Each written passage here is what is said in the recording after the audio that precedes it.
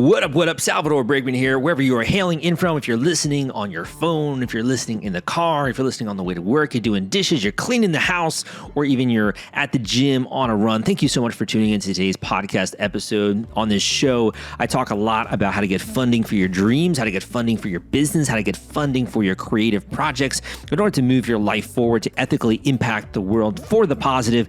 And some of the real world entrepreneurs that I bring on reveal with you, pull back the curtain and share exactly what they're doing in order to get funding, how it's all working behind the scenes. So it's been my goal since I got started in this industry in 2012. I was living in Brooklyn, New York, and it was really my goal to bring higher quality of education to this industry. And I've been religiously doing that, documenting what works on my blog, crowdcrux.com, sharing with you in real world interviews just like this on this podcast, via my YouTube channel as well, which we're now closing in around 50,000 subscribers on that YouTube channel. And I have a great, incredible team that works with me to put out new content, new books. I've written over 10 books on different topics, and 4 of them specifically on different topics with crowdfunding. So I'm really trying to help you and share with you what works when it comes to get funding. So first of all, I commend you for showing up, for really surrounding yourself with the right voices, for being willing to actually educate yourself about this industry. And I think in today's podcast episode, you're going to learn a lot from a seasoned veteran who's been able to bring multiple products to market, and how he was able to launch and raise money on Kickstarter and raise over $158,000 from more than 1,000 backers for a new product which he invented to allow anyone to get drinking water from any source. So a very innovative, new age product, and something where if you're trying to do a 6-figure Kickstarter campaign, if you're trying to do a new physical product or an electrical product of some kind with engineering involved, I think you're gonna get some good value out of today's episode. Even if you're doing something more like a card game, or you're doing something more in the way of a tabletop or even a book even, it doesn't necessarily have to be related to a physical product. Listen to some of the secrets that today's guest has shared with you and apply it to your own project. Understand the importance of storytelling, which is one of the elements of today's podcast, and as well, how to create a unique value proposition, which the guest also talked about on today's episode. I think it's so incredibly important that regardless of the type of entrepreneur you are, where you're coming from, where you're located, what your story has been up until this point in time, it maybe has been a long road in coming. Maybe you've been working on this for multiple years, or you literally just had the idea last night. You may be drinking too much Diet Coke or some coffee after work, right? But regardless, it's been a long road. And I think the only way forward is to really dream big. Set your sights big, my friends. And I think that today's podcast episode is a great testament to that fact. In addition, if you want to kind of skip through the line and really just understand what goes into a successful Kickstarter campaign, how to get together a great video, how to produce an incredible page that actually converts strangers into backers, how do you promote the heck out of your project, market it, and get random people to give you money online to promote and to market effectively so that you get patrons, you get people backing your project, and you get funding instantly, you're going to want to check out my free course on Kickstarter. Yes, you heard it right. We are giving stuff away for free. So if you want to get your hands on that, go and check out the link at crowdcrux.com/Kickstarter. That link is crowdcrux.com/Kickstarter, crowdcrux.com/Kickstarter. We'll take you there and you can enroll in my free course. And I'll also be sharing with you some new lessons very shortly on artificial intelligence and how to actually assemble a campaign using AI. So some really cool stuff that's going to be coming down the pipeline.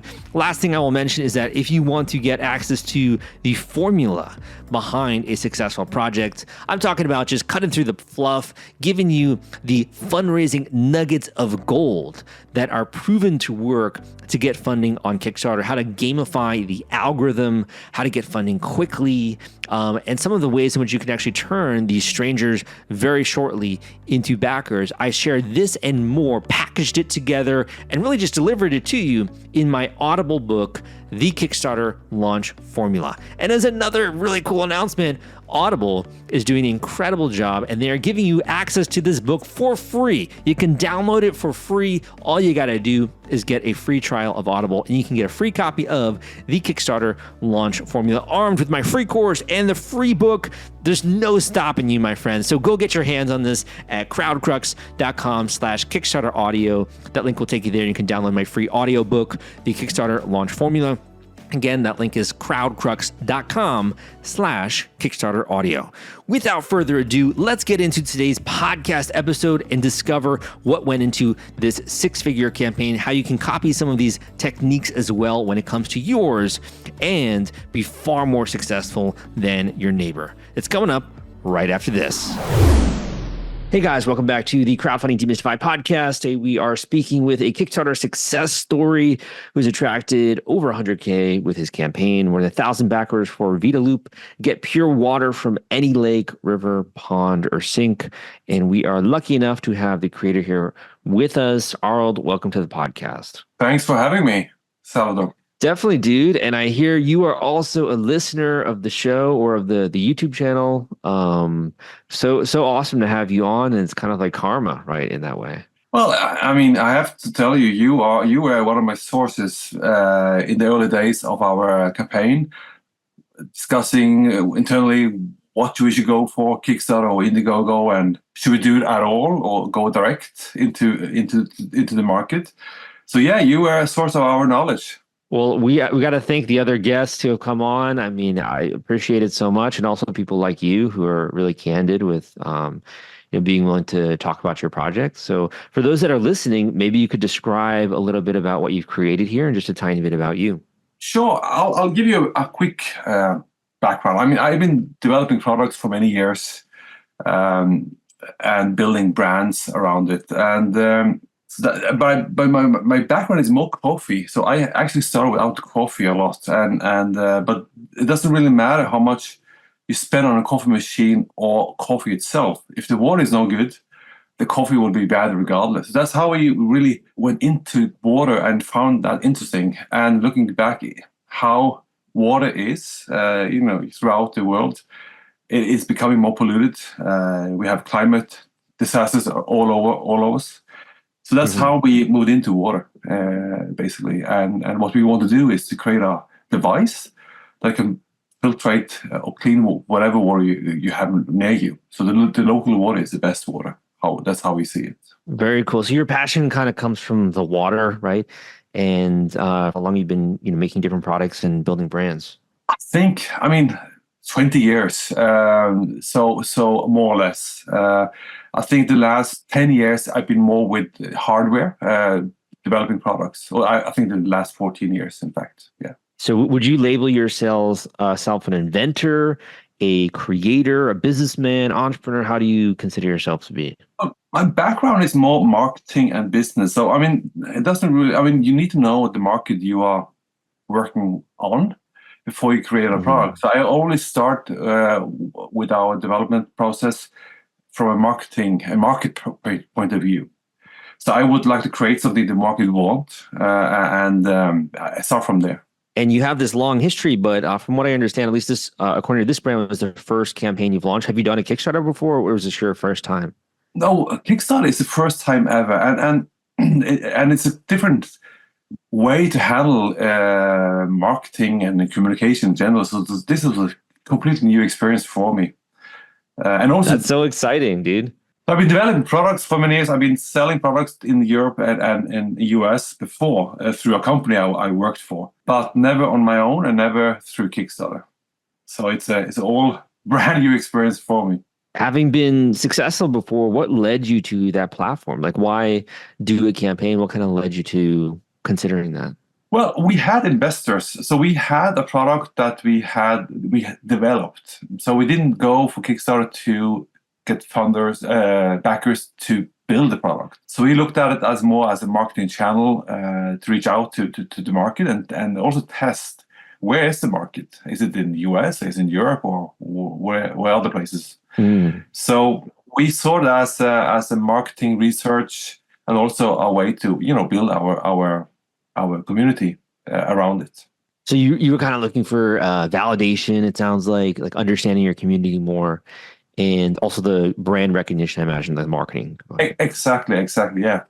There are many issues we had to solve in the pricing, and we had to build the story that would reason with the market. And I found the crowdfunding space to be interesting. To be a good place to try it out. So for those that can't see this right in front of them, first of all, it looks really beautifully designed, but also it has this like incredible pitch, which is that you can get delicious water from any source. Tell me a little bit about the technology behind what you've created here. Well, in water filtration itself is not new, but the products we found in the market they were a bit hassle to use. You had to use a lot of stuff to filtrate the water. It was not so easy, and also didn't taste so well. So when I tried to approach a product development, it has to be easy to use. So for us, it's just to basically to fill the water with any water and push a button and drink. It's really that simple. So that's I think we made it from a convenience point of view, and of course safety is key. I mean, the water has to be really it really has to do what you're saying, and of course it has to be appealing. Design has to look good. So we see this as an iPhone of water filtration, a nice product with good convenience and easy to use. I think that's our angle on it. But it seems like it works as well very quickly, works within 45 seconds, right? It purifies your water and also has a really cool precision Japanese microfilter, it looks like. So you got a lot of interesting stuff you guys have built into this. It has. Water filtration is quite complicated, but what we've done, we built different layers of water filtration in it, and the microfilter is the one that removes bacteria of the, which is important in most places if you are outdoor. And we also have a very strong carbon filter, and that's our competitive edge, because it really improves the taste. It removes chlorine, it removes metals and chemicals. So it's not only safe, but it also tastes a lot better as well. And the last thing we have also is a virus protection. And that is it's also important for people who travel to places where there might be viruses in the water source. Having done several different products and having a lot of experience with that creation and marketing side, what do you feel like separates a winner from one that doesn't really get attention or doesn't really resonate? What do you feel like really separates a winner from some other projects that are out there? You have to make something that people want. It's like, I mean, Tesla, they created a car people really want. And I'm from Norway, and in Norway there are every other car is a Tesla car. But anyhow, but it has to be something people want. It has to have some value proposition that stands out from the competitive space. Mm-hmm. And in our case, I think it's easy use, and also the design of it, I think is quite important. In kind of translating that to Kickstarter and crowdfunding, was there anything you felt like you learned about crowdfunding that was more unique to that space than what you've done before? Well, you introduced us as a successful campaign. We really struggled in the beginning. We tried first with Indiegogo, and we did it ourselves. It didn't work out at all. I think we managed $15,000 US on it, and we really need to find someone to work with. So it's only when we moved to Kickstarter with an agency, it really became a really good campaign. Yeah.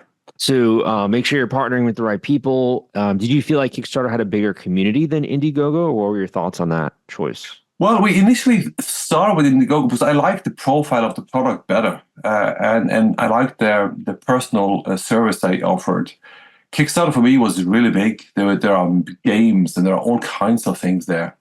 And from a product development point of view, I thought Indiegogo would be a better profile. But I don't know. I don't think it's the we could probably succeed also in Indiegogo, but Kickstarter made it really work well for us.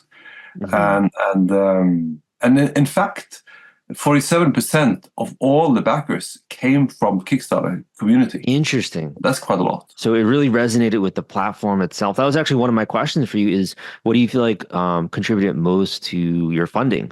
So it sounds like Kickstarter was a big one. Was there any other channels that you felt like were very valuable? Well, when I started out researching about crowdfunding, I tried how can we hack this? Because I didn't want to play the advertising game and put lots of money into Facebook and Google. And I think all the different methods we used comes together. We spend also several amount on several dollars on marketing and advertising. But I think what helped us the best is actually newsletters. I think those really worked well for us. So by newsletters, you mean like existing newsletters that people can promote your project on? Yeah, exactly, yeah. And there are many, and the challenge for us from not coming from this space, who to choose. There are so many of them. I think that's what our agency helped us with: to choose who to work with, when to do it, and how much we should pay for it. Got it. So one takeaway would be, one is, build a product that people want, obviously.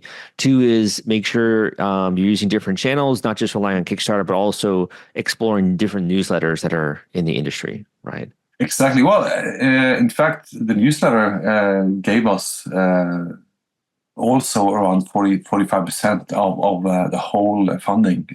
So it's a substantial amount. For sure. And I feel like, there are so many people out there that love new products, right? And love Kickstarter as a brand, and they're willing to try out, if they hear about a cool new one, for sure. Yeah, because I think that, of course, you have to have a good product. That's key. And then you have to make a story that makes people want to have it.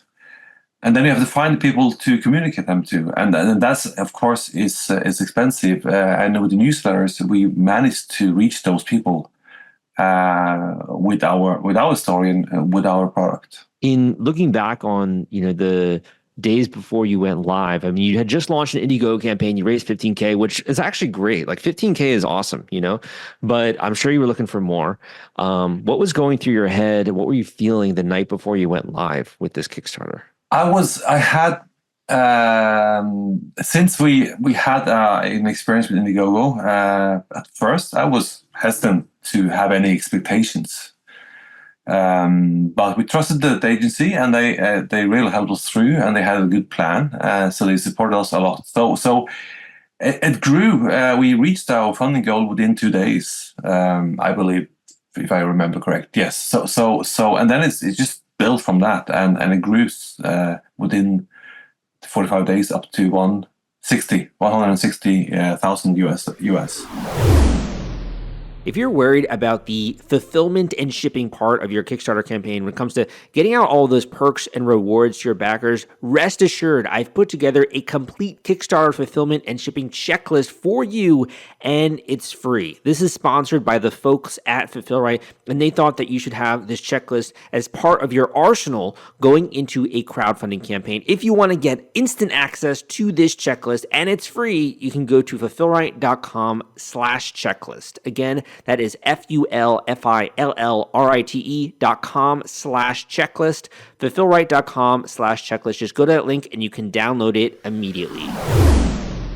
So if you had to label your emotion, would you say you were surprised? Were you excited? How were you feeling? I think relieved is the best answer, because that's a good one. Yeah. When you're doing, there's a lot of money involved in these days. You have to put upfront some money in the whole pre-launch campaign was always expensive. You have to build up the email lists, which I didn't understand at all in the beginning. Why we should spend so much money on these email lists, and we burned a lot of money on that on Indiegogo, unfortunately. But so it's because when you're doing a hardware, there are tools involved. You have to make the tools to create the product in production. There's a lot of money involved, and it's also, and to make a production, you need to do a few thousands. So I think with the result from Kickstarter, being relieved is the best word, I think. And what has been the reaction like from backers? The people that you're going to be owning this product. Like, what has been the reaction like when it comes to that? Well, they've been fantastic and very supportive. And the good thing for us, they don't need to wait for the product. We have already done a production for them before we started the campaign, more or less.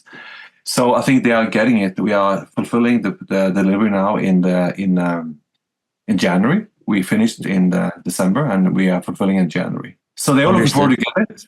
Many have it planned to have it for the holidays in December, but we couldn't expect. But I think they understand. So I really want to ask you about something, because I actually think you did it somewhat well, right? So in looking at your Kickstarter campaign, you also have a lot of great media mentions, right? You have a lot of people who have sung your praises. You got a great video out there as well. Do you have any thoughts on getting people to review your product or getting the post online? What's really worked well for you when it comes to that?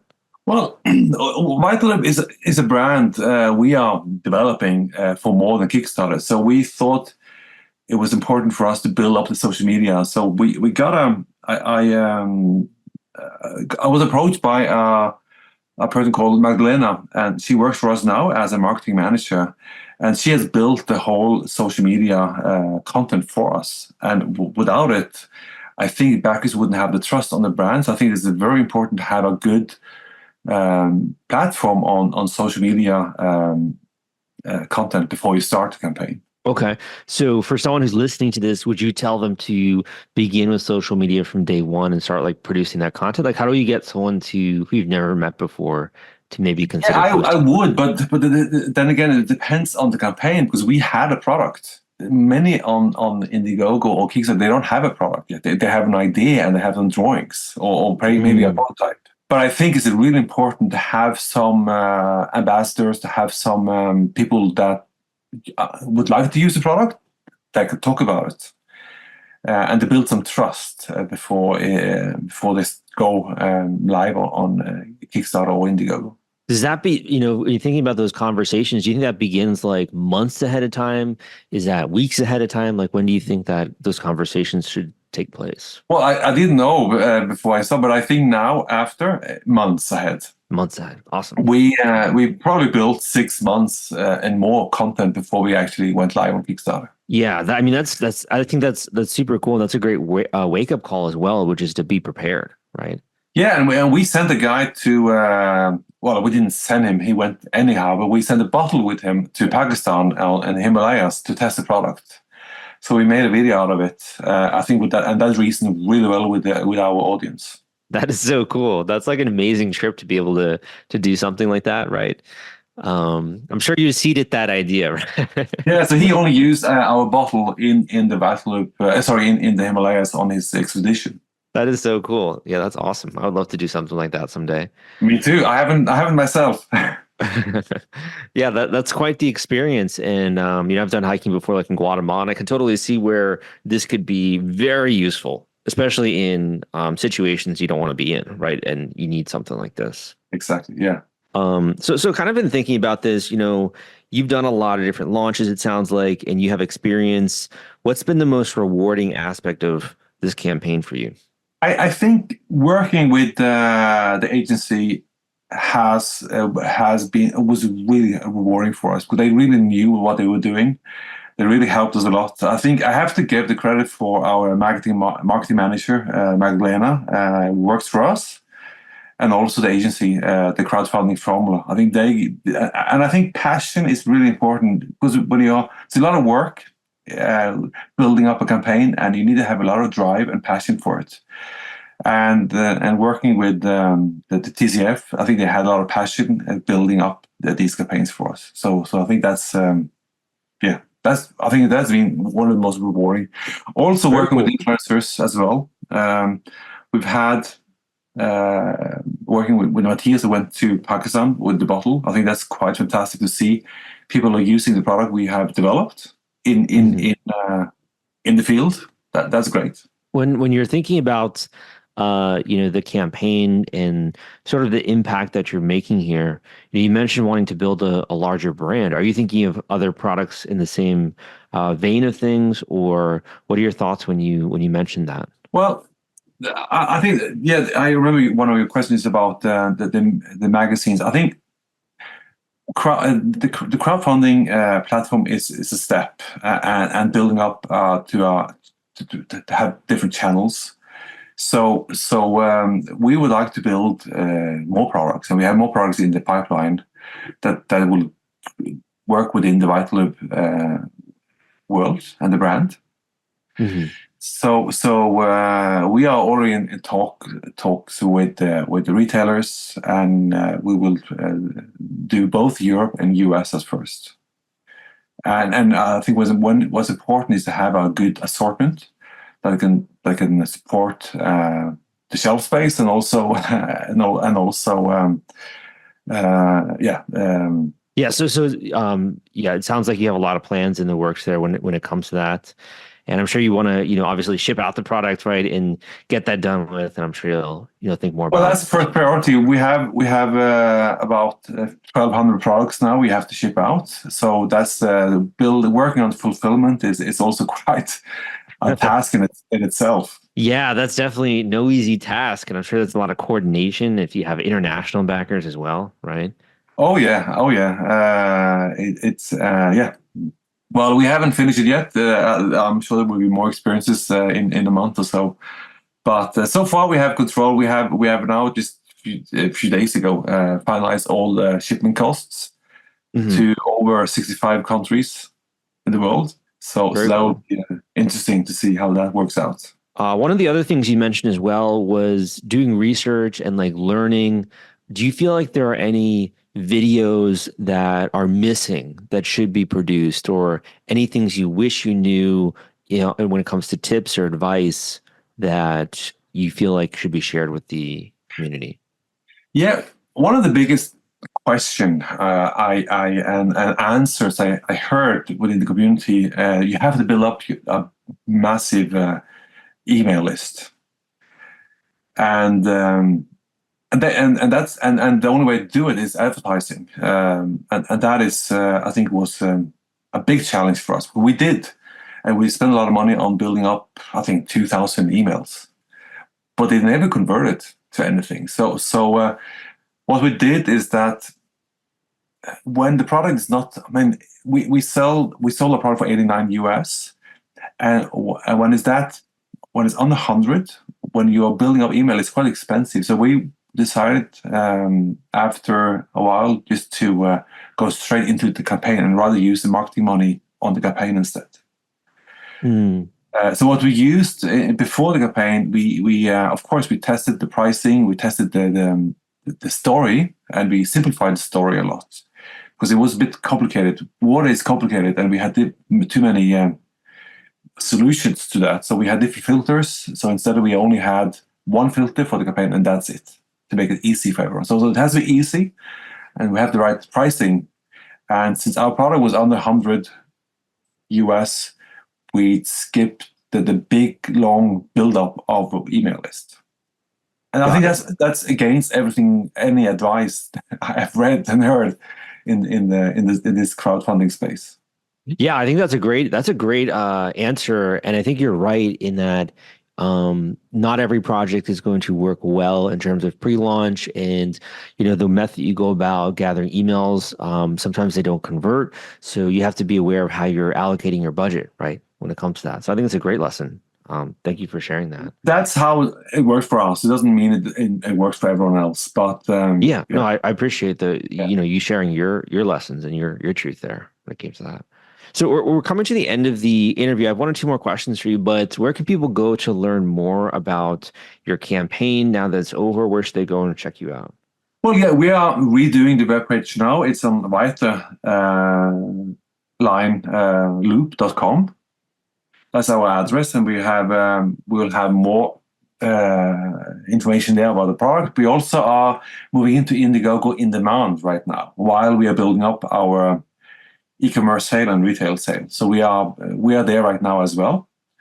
And it's now Christmas, so we haven't pushed it too much, but it's working and it's converting without doing much. So that's a good thing for us. Okay, very cool. So I'll make sure to link that up in the show notes so you can go and learn more about your product and your projects there. So I have two more questions for you. My first question has more to do with mindset, and that's in thinking about the successes that you've had. Do you feel like there are any traits, habits, or mindsets that have led to you being successful? To give you an example, other guests have said things along the lines of needing to be ambitious. Some guests have said things about needing to have empathy. We've had other people who say needing to push past adversity. Do you feel like there are any habits, traits, or mindsets that have contributed to your success up until now? Wow, that's a big question. I got the big questions for you, man. Yeah, there are many things I can say. I think you have to respect the audience. You have to build something that they want, and you also have to listen to them about their feedback. That's I think is quite important.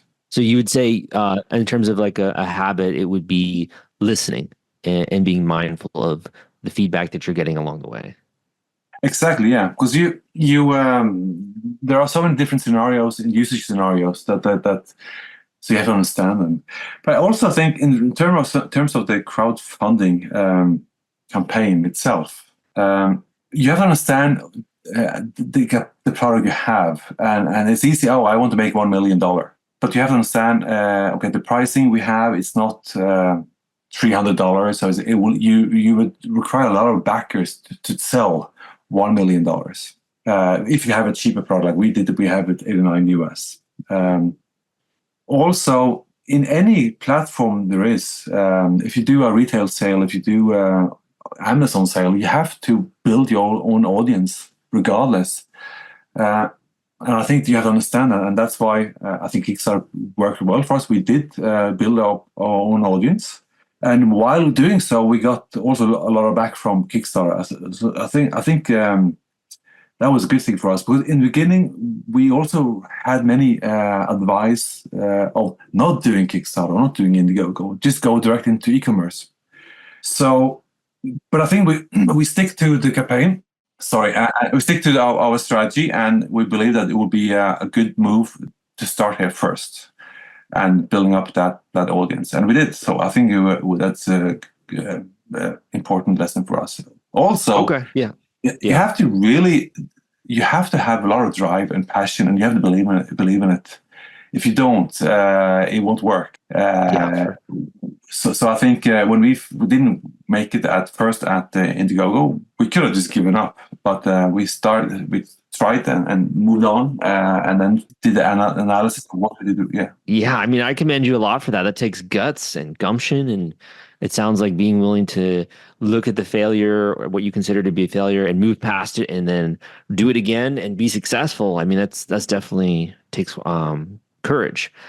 My final question for you, and we can end on this note, is you can end with a quote that you like, a bit of advice that maybe someone has given you along the path, or just a word of encouragement to other creators, entrepreneurs, innovators in the audience. Well, I don't have a quote just on to give you right now, but anyhow, I think I really appreciate in people with ideas. I really appreciate people that have the drive to fulfill those ideas. But you have to know, idea is nothing. You have to you understand what it takes to move on with ideas and make it happen. And now I see the young people. I'm not a young anymore. I'm over 50. So I see all the great young people who have all these great ideas, and I really want them to move on, do it, learn, fail, and do it again, and continue on that process.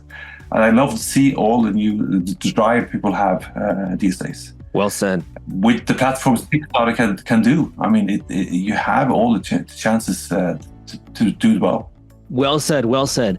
Thank you so much for being candid, for sharing some of your thoughts, for revealing what's worked for you, what hasn't. I appreciate it so much. Be sure to link up the campaign link in the show notes. And thank you so much for coming on the show. Well, thanks for inviting me. Thank you. Thank you for listening to this episode of the Crowdfunding Demystified podcast. I hope you enjoyed today's podcast episode and you got some great value out of it. If you did, leave me a positive rating and review on iTunes and as well on Spotify. Wherever you're listening to this, I think that it's so incredibly important to not only be, excited about your dreams, but really be bold about them. It takes courage to get something out there and to ethically impact the world. And sometimes not everyone has that courage. It's that grit and that tenacity, that willingness to focus and be persistent that's going to separate you from the pack. And I actually have one of the reasons why I am so passionate about this. When I was younger, my dad, he's actually a really incredible inventor, a scientist, a really smart guy, PhD, and he's invented a number of really interesting products. And one of the products that he made for his company actually made the company millions of dollars, believe it or not. And seeing that for me was just gosh darn so inspiring. And seeing as well some of the incredible ideas he's had throughout my entire childhood and also up until this point in day. He'll have ideas like all the time. We're in his workshop, coming up with new stuff. And it really inspired me because what I realized is that sometimes the only thing between you and an idea which is going to blow up and make millions of dollars or hundreds of thousands of dollars online is the willingness to persist, the willingness to actually see it through and to believe in it in those early stages when it's just in its infancy, right? When you're just getting some kindling on the fire and you don't know whether this is going to go out or not, right? But if you keep adding some kindling, keep adding some wood, eventually it's going to be a roaring bonfire. And I think that too many people stop when they actually have the potential to be successful. So that's one of the reasons why in 2015 I started my podcast, one of the reasons why I got in industry in 2012, my blog, crowdcrux.com, and also why I launched my YouTube channel, which we're now closing in on around 50,000 subscribers.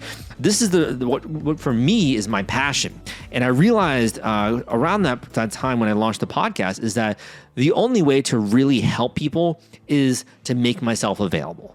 And the way that I've chosen to do that is by being a guide, by being a mentor, by helping people and holding their hand every step of the way through my intensive one-on-one, one-off individual coaching sessions.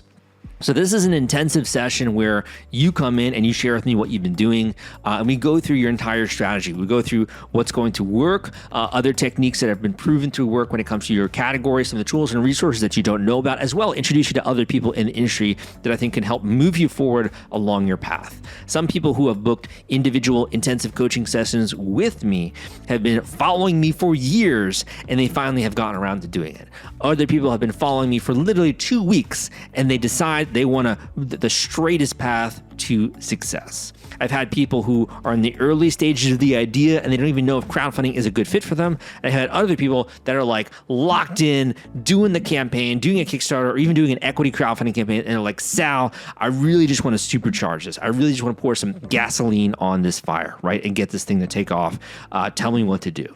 So if you're interested in not only having your hand held throughout this process, but also getting access to the entire library of information which I've accumulated over these years in terms of what works to get funding, go and check out and book an individual coaching session with me and do it today. All you got to do is go to this link at crowdcrux.com/coaching. That link is crowdcrux.com/coaching. Crowdcrux.com/coaching will take you there, and you can individually book your coaching call with me. Just tell me a little bit about you, what you're working on, what your goals are, what your aspirations are. The more information you provide, the more useful and helpful I can be. And make sure we use that call extremely effectively and get you a great ROI on that sucker, because it is a little bit of an investment. Again, if you're interested, go to that link, crowdcrux.com/coaching. Learn more about our coaching session there.